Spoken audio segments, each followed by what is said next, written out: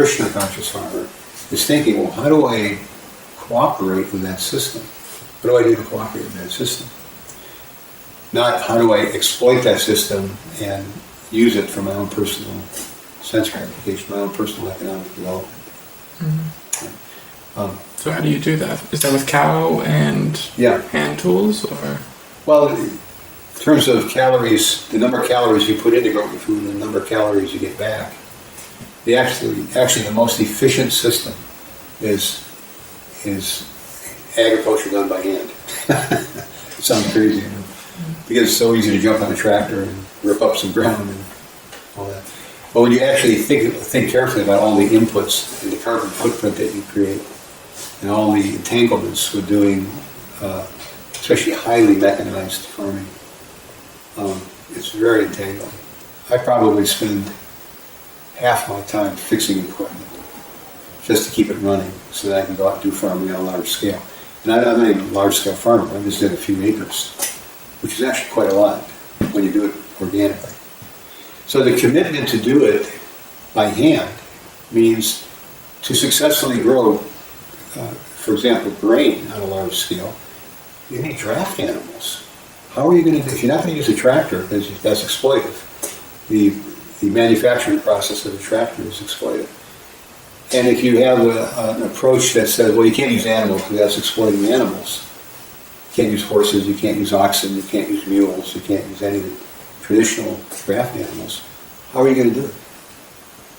So the whole vegan approach to sustainability, although understandable from a compassionate point of view, is completely impractical from a historical point of view. It's not practical to go out into a field and work up ground by hand with your friends on the weekend so that you can have enough, you can plant enough wheat to grow the number of loaves of bread you and 3 other people in your family might need for a year. And if you think that's not true, go try it. Take a mattock and take a shovel and take a rake and go out and work up some barren, some sod in a pasture somewhere where it's all knotted and thatched and very hard work. So by Krishna's arrangement, the animals are there as co-authors in agriculture. They're incredibly valuable to have. And you lose sight of that when you are 3 or 4 generations deep in urban living. You're so far removed from the actual reality of taking responsibility for your own food supply. What that entails. What are the skills required for doing that?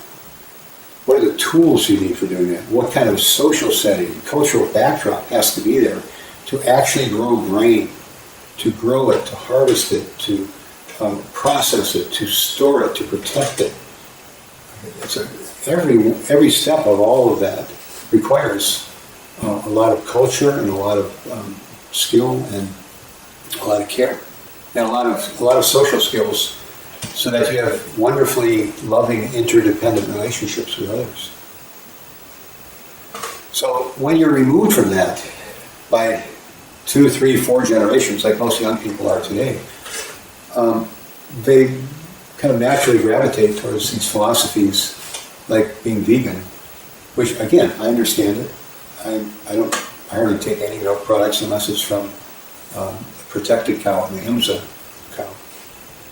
But at the same time, from a farming point of view, you're completely in la-la land. You have no idea what it actually takes to grow grain or large-scale even vegetable production in a way that can be embraced by large numbers of people.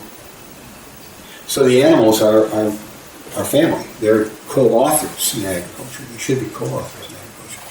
And the fact is, if you've ever worked with animals, I've had some experience with horses and mules, and to some degree oxen. They like to work. They actually like to be harnessed, as long as you're kind and you're gentle with them and you don't overwork them. But they have these big, passionate bodies. And when you put a work harness on a big team of Belgian horses or big red mules, and they know you, you know them, you've had a working relationship with them for years, they trust you, they know what to do. And they like going out there, actually going up and down the field and tilling it, primary tillage pass or secondary tillage pass. You can see it. You just see in their gait and in their demeanor and in their loving relationship with you. They actually like to work.